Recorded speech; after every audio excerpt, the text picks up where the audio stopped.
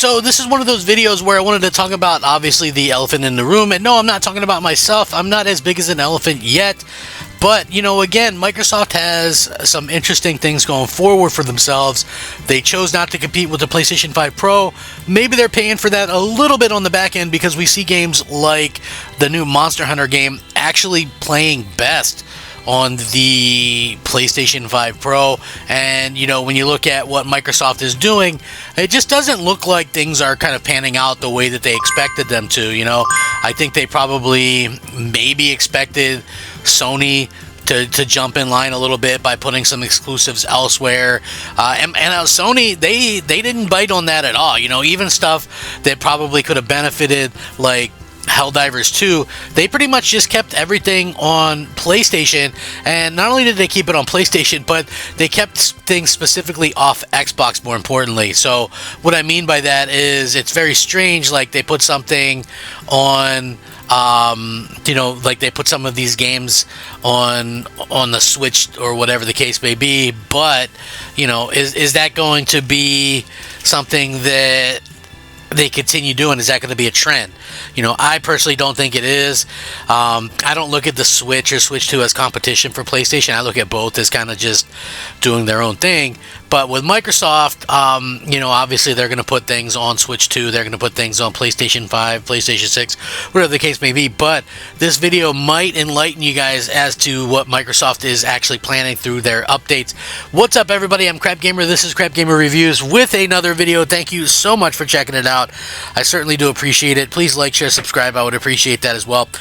You know, I do daily gaming content, so every single day that you can look forward to something coming from me, gaming related. And the only thing I really ask in return is, hey, can you leave a like on my videos? You know, if you want to subscribe, great. If you want to, you know, do something like share it out, great. You know what I mean? So yeah, you know, that's definitely what I'm kind of hoping for in the long run with that. You know what I mean? A little bit of small growth happening here and there. Cool. Like to see that. You know, again, it really kind of comes down to what you want to do and how you want to support the channel. Now, for me anyway, this is interesting because there's rumors more so now than ever that Xbox might release a new Xbox next year, new hardware next year. Would be surprising for sure. I'm not sure how to personally feel about all that, but you know, anything can happen and usually does happen. But think of it this way, right? So what's the things that could push the next Xbox? What do people like? Well, you know, people like Call of Duty, and there's rumors that the next gen version of Call of Duty is going to be exclusive to Xbox, right? Yeah, that game will release on PlayStation 5 and PlayStation 5 Pro, but you know, the best version on a console will be the next Xbox. You also have, you know, a new Gears of War title that's releasing, a new Fable title. We might even get something in the Halo line. We could get the trifecta, right? I know people don't believe that. They go, oh, well, there's no way a Halo game could release in 2026. Well, listen, why not? You know what I mean? You could see something like that happen because the last Halo game released in 2021. Right? And so that would be almost 5 years. And the interesting thing about that is people want to believe that they worked on Halo Infinite from, you know, the end of Halo 5 to the release of the game in 2021. That's not the case. They didn't actually start working on Halo Infinite until, they say, like 2018 or something like that. So, yeah, they got that done in a very short amount of time. I could definitely imagine them getting something there. And, you know what? Guess what? It doesn't even have to necessarily be that one, because there's rumors that the next Halo could be a remake of the first Halo game, you know? And so, you know, they might be trying to go after that nostalgia. They might be trying to go after, you know, the people that are trying to, you know, bring people back to the fold a little bit. I think nostalgia is a hell of a drug, and I think that realistically, it does a lot of things for a lot of people. And, you know, PlayStation really kind of thrives off that nostalgia too, which I think is super important. You know, you have to be able to kind of have that nostalgia to push fans and to push gamers a certain way. At the end of the day, you know, I think that's super important. And, you know, I think you also have to be able to understand what gamers want. And, you know, and that content. So I've always felt like, you know, you can actually have, you know, a lot of different thought You know what I mean? And you know what? I think that Microsoft could do something to really impact the industry again. And that's something that I feel like, they could really pull off if they wanted to, if they wanted to pull off something amazingly. You have a Halo, a Gears, a Fable, maybe even a Forza. There's rumors of a Forza Horizon maybe coming out this year or next year. You could have your big four, and that could resonate with Xbox fans. I think you got to have at least those games. I would have those games stay exclusive, but I know Microsoft, I know what they would do, and they probably wouldn't. But you have this console that can do, you're going to have a console that can do like these amazing things. And if they do that, I think that they could really, really impress some people. Are they going to, again, are they going to overtake PlayStation and all of a sudden become, the biggest thing since sliced bread? No. You know what I mean? That's not going to happen. So, but what they can do is get their piece of the pie, sort of like they did with the Xbox 360.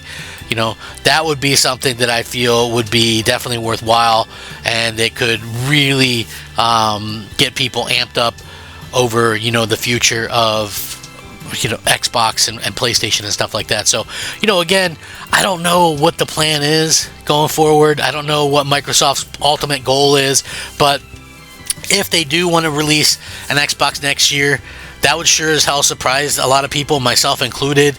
If they have some kind of hardware that they actually believe in for a change, because right now it's like, yeah, the hardware that they have, I don't fully think they believe in the Xbox Series X and S. That's just me. And you might go, well, why would you believe that? Well, I believe that because they diverted stock away from the Xbox Series X to do like cloud gaming blades.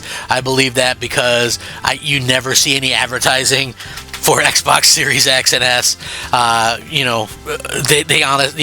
don't. It seems like they don't respect their own platform, their own console, and that's a real shame.